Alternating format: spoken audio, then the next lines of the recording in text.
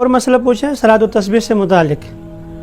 یہ صلاۃ تسبیح رسول اکرم صلی اللہ علیہ وسلم نے اپنے چچا حضرت عباس رضی اللہ تعالی عنہ کو آپ نے ارشاد فرمایا تھا کہ میں آپ کو ہدیہ دینا چاہتا ہوں، تحفہ دینا چاہتا ہوں، آپ کے ساتھ احسان کرنا چاہتا ہوں، کروں؟ تو چچا نے فرمایا کہ ضرور۔ تو حضرت صلی اللہ علیہ وسلم نے ان سے فرمایا کہ آپ یہ ایک نماز یہ پڑھ لیں تو آپ کے اللہ تعالیٰ چھوٹے بڑے اگلے پچھلے جانے انجانے میں کیے ہوئے گناہ یہ سارے کے سارے اللہ تعالیٰ معاف فرمائیں گے۔ اگر روز پڑھ سکو تو ٹھیک، نہیں تو ہفتے میں، نہیں تو مہینے میں، نہیں تو سال میں، ورنہ عمر بھر میں ایک دفعہ ضرور پڑھ لیں۔ یہ اتنے اہتمام کے ساتھ رسول اکرم صلی اللہ علیہ وسلم نے اپنے چچا حضرت عباس رضی اللہ تعالیٰ عنہ کو فرمایا۔ اس نماز کا آسان طریقہ یہ ہے، جو ایک دوسرا طریقہ بھی ہے لیکن میں عام فہم جو عام طور پر مشہور ہے وہ بیان کر رہا ہوں۔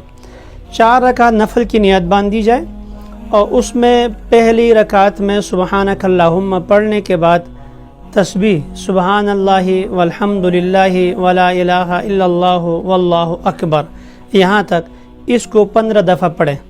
اس کے بعد سورہ فاتحہ کوئی سورت پڑھ کر رکوع میں جانے سے پہلے 10 مرتبہ یہی تسبیح پڑھ لیں۔ رکوع میں سبحان ربی العظیم 3 دفعہ پڑھنے کے بعد پھر 10 دفعہ یہی تسبیح پڑھ لیں۔ پھر سمیع اللہ لمن حمدہ ربنا لک الحمد کہہ کر کھڑے ہو کر 10 مرتبہ یہی تسبیح پڑھ لیں۔ پہلے سجدے میں سبحان ربی الاعلیٰ پڑھنے کے بعد یہی تسبیح 10 دفعہ، اور دوسرے سجدے میں بھی سبحان ربی الاعلیٰ کے بعد یہی تسبیح 10 دفعہ، اور 2 سجدوں کے درمیان جو بیٹھنا ہوتا ہے اس میں بھی 10 دفعہ یہ پڑھ لیں۔ یہ ایک رکعت میں 75 مرتبہ ہو گیا۔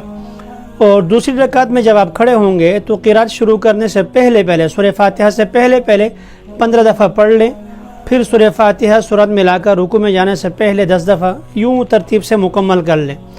اور اگر کہیں بھول جائیں، مثلا سمیع اللہ لمن حمدہ ربنا لک الحمد کہہ کر 10 مرتبہ پڑھنا تھا اور آپ سجدے میں چلے گئے بھول کر، یاد آ گئے تو سجدے والی تسبیح بھی پڑھ لیں 10 دفعہ، اور جو بھول کر اوپر رہ گئی تھی وہ بھی پڑھ کر پچھلا عادت پورا کر لیں۔